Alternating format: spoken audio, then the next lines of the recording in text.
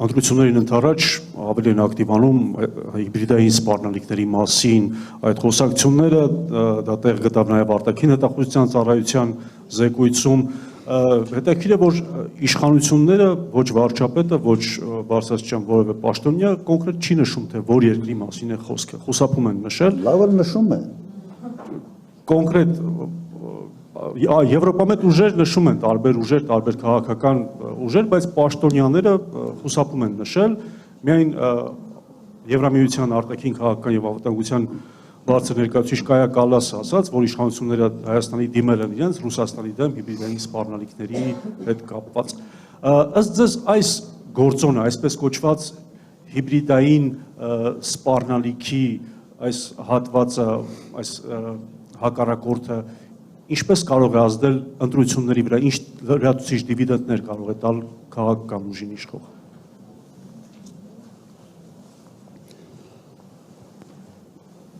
Եվրոպացուց հայտարարությունները, թե ակնարկը Ռուսաստանի նկատմամբ։ Իմ տպավորությամբ, որ սա նայած ով ոնց կիրառի այս ամենը։ Իսկ եթե ընդհանրապես խոսանք հիբրիդային պատերազմի մասին կամ խոշոր պետությունների ազդեցության մասին փոքրերի վրա, հիմա տեսնում եք Տրամպը ոնց է իր հարցերը լուծում։ Մեկը ինչ որ մի բան ասեց, դուրը չեկավ, նույնիսկ իր պարտներների եվրոպացի 200% տարիվ, 50% տարիվ, 70% տարիվ, այս կանեմ, այն կանեմ, ու աշխատում է, այնպես չի որ չի աշխատում։ Հենց որ ասում 80% տարիվ, հետո բանակցում ենք 25-ով բարիշում ենք, կոպիտ ասած, բայց բանա փոխում։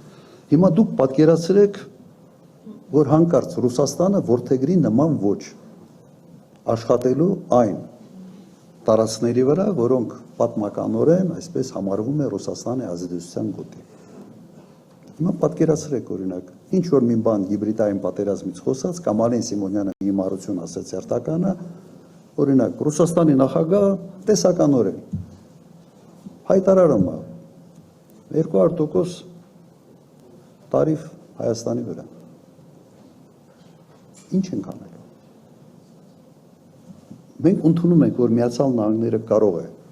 այս քաղաքականությունը վարել, բայց մենք նույնիսկ մեր մտքով չի անցնում, որ Ռուսաստանը կարող է նման բան անել։ Որտեղ Ռուսաստանը իրեն այնպես է պահել այս ընթացքում, որ մենք չենք էլ պատկերացնում, որ կարող է անել։ Բայց Ռուսաստանի լծակները մեր վրա նման կարգի քաղաքականությամբ ազդելու հսկայական է։ Հսկայական է։ Նման կարգի մին քայլ անեն գյուղատնտեսության նկատմամբ պրոբլեմ է, որովհետև մենք մեր գյուղարտադրանքը բացի Ռուսաստանից ուրիշ չի գնում։ Մի պահ պատկերացրեք, որ Ռուսաստանը, այսպես ասենք, հիբրիդային պատերազմի շրջանակներում նման մի քայլի դիմի։ Ես հիշեցնեմ, հիշողությունս լավ է։ 19 թվական Վրաստանում Գաբունիա անունով մի լրագրող կար։ Բավական հայտնի Ռուստավի հեռուստաընկերության եթերում շատ կոպիտ արտահայտվեց Ռուսաստանի վերաբերյալ եւ Ռուսաստանի նախագահի հասցեի հայհոյանքներով։ Դուք չեք հիշում ինչ է եղել դրանից հետո։ Հիշեցնեմ, երևի հիշում եք, անմիջապես կաղնեցրին ամբողջ առևտուրը, բոլոր թռիչքները չեղարկեցին, դա եղավ հուլիսի սկիզբ, ոչ մի ինքնաթիռ այլևս այդ հաղորդակցությունը օդային կտրեցին, հսկայական կորուստներ ունեցավ ամբողջ Վրաստանի բիզնեսը, տուրիստական սեզոնը մեռավ, որտեղ 70%-ը Ռուսաստանի քաղաքացիներն էին։ Վրացիք այդ լրագրողին գործից հանեցին, ներողություն խնդրեցին եւ ժողովուրդը հասկացավ, թե ինչքան է իր տնտեսությունը, իր բարեկեցությունը ամեն մարդու, ինչքան է կախված Ռուսաստանից։ Բաթումի հետ հյուրանոցների հետ ամառը դատարկ էին։ Ինչի համար եմ ես դա հիշեցնում։ Որտեղ Ռուսաստանը շատ համբերատար է եւ իրենք մեզ գիտեք ոնց է նայում։ Իրենք Նույնիսկ եթե մեկը ինչ որ կտրուկ ասում է, միգուցե մի քայլ անենք եւ այլեւա, նայեք ամերիկացիք ինչ են անում։ Ասում են, բայց հայ ժողովուրդը մեր մասին ինչ կմտածի։ Շատ զգայուն են նրա վերաբերյալ, թե մեր ժողովուրդը ինչ կմտածի Ռուսաստանի նկատմամբ։ Սա գալիս է մեր sense ընդհանուր անցյալից, գալիս է որ մեկ երկրում ենք եղել, շատ գործոններ կա, նաև մշակութային կապերից, ազնական կապերից, սրանից է գալիս։ Բայց պատկերացրու, եթե մի պահ ուղղակի պատկերացրեք, եթե սկսեն վարվել Միացյալ Նահանգների պես։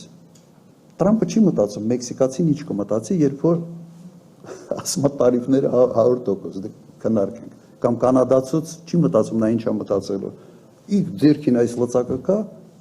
կիրառում է, ասում է, հնարավորություն ունեմ, անում եմ։ Ու մենք դա չենք գնահատում, հակառակը, մենք Ռուսաստանի հասցեին ինչ ասես ուղղակի կամ անուղղակի փորձում ենք ցեղ շպրտել Ռուսաստանի վրա, չմտածելով, թե ինչ կարգի լծակներ ունի այդ երկիրը ազդելու համար մեր ժողովրդի տրամադրության վրա։ Ոչ միայն գյուղատնտեսությունը։ Դուք վերցրեք, վերջերս հրապարակվել է հարկատուների, խոշոր հարկատուների ցուցակը։ Վերևի 10 վերցրեք։ Դրանից 8 ամբողջությամբ փող են աշխատում Ռուսաստանի հետ հարաբերությունների վրա։ Մի հատ այս սենց մի հատ բանով կարան դրանց մուտքը Ռուսաստան փակեն։ Միակ այս սենց բանը։ Դուք ճիշտ հասկացեք իրավիճակը։ Եթե փորձ են նման բան անել, ես առաջինն եմ լինելու, որ խնդրելու եմ չանեն, իմ կապերը օգտագործելով։ Բայց ես նաև պրագմատիկ հասկանում եմ, որ ինչ կարգի ազդեցություն կարող են ունենալ։ Եթե սա է հիբրիդային պատերազմը, հիմա ինչ ասեմ, դա ուղղակի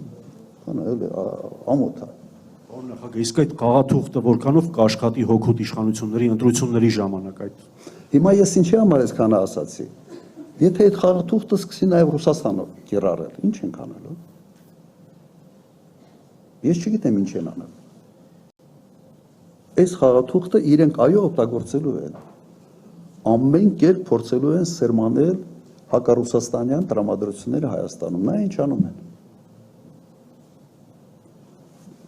Ենթադրում եմ, որ ազդեցություն ունենալու է։ Եվրոպացիք հեսա մայիսին գալու են Հայաստան, ինչ կարգի հայտարարություններ, ասես անելու են։ Իմիջիալս դա նույն Եվրոպան է, որ ասենց լավ խրախուսեց ուկրաինացուց մտնել խորը, ասենց պատերազմի մեջ, եւ հիմա ինչ։ Ստամբուլում պայմանավորում էին 22 թիվ ապրիլ ամիս։ Ընդամենը 1.5 ամիս էր պատերազմը, 1.5-2 ամիս։ Եվրոպացուց ակտիվ մասնակցությամբ ձախողել են բանակցությունները։ Եվ արդեն 4-րդ տարին է։ Ազդելու է։ Ինչ ենք անելու, պիտի փորձենք հակազդել։ Նաև նման կարգի մամուլի ասուլիսներով։ Եվ կրկնում եմ, խոսքը ռուսականության, հակառուսականության մասին չի։ Խոսքը պրագմատիկ մոտեցումների մասին է։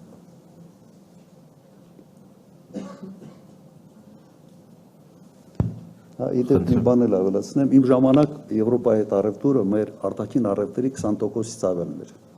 Հայաստանում, իմ նախագահության ժամանակ։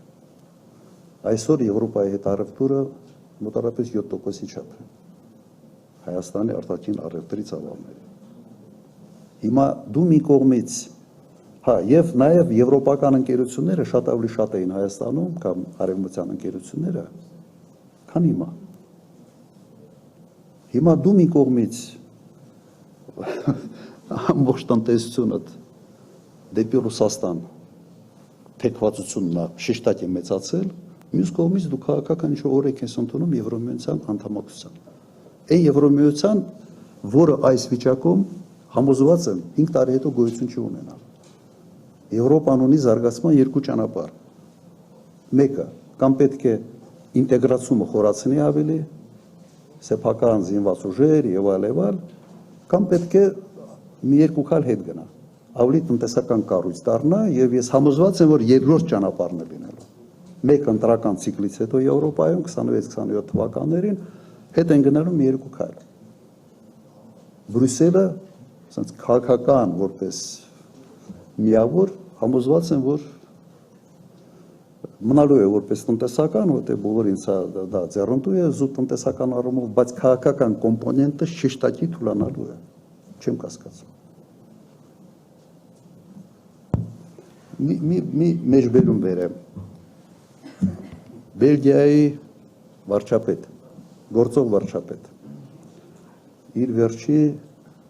հարցազրույցների մեկի ժամանակ ասել է հետևյալը. մենք կաղանացենք ընտրության առաջ լինել երջանիկ վասսալ կամ դժբախտ ստրուկ։ Ես չեմ ասել, մեջբերում է, ասել է դա Դավոսում։ Իմ վիճակս խելոք մարդ։